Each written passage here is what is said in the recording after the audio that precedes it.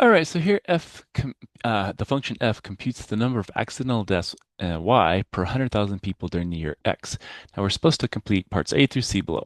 So here's our function basically that it's given us. So 1910 is 88.8 deaths per 100,000 people, 1930 is 80.2 deaths per 100,000, and so on until we get to 2000 with 34.1 deaths per 100,000.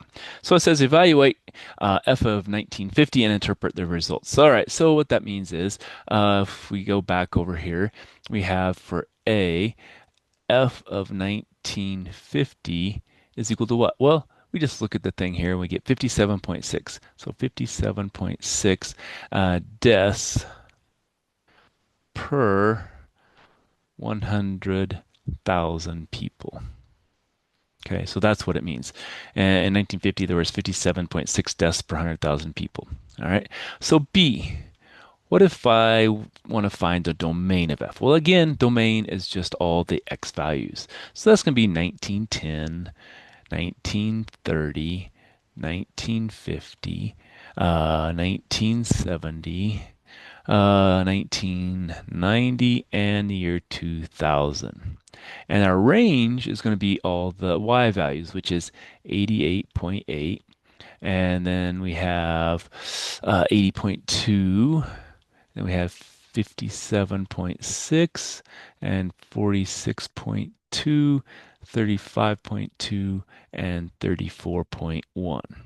Okay, so that's all we have to do there. Now C says describe the trend in accidental deaths from 1910 to through 2000.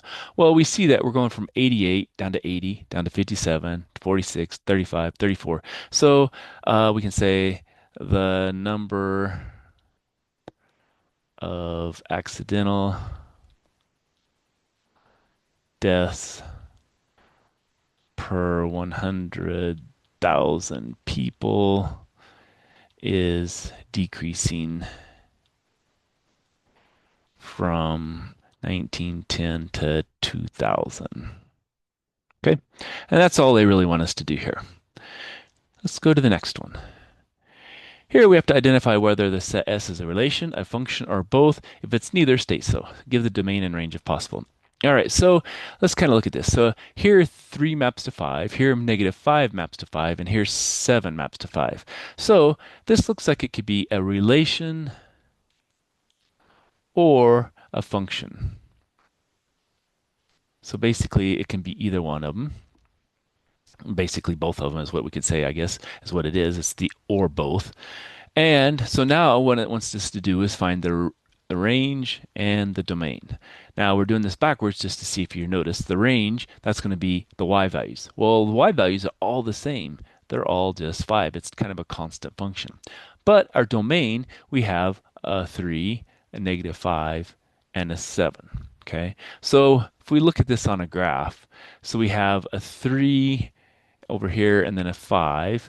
And then we have a -5. Again, this is just kind of a rough, and it's going to be a 5. Then we actually have out here a 7, and it's also a 5. So, basically we're getting this horizontal line is going to be everything is looking like that. And so it's going to be a function with a vertical line test, but it's also a relation as well. And so that's what we have for that one. All right, let's stop there and we'll come back for some more.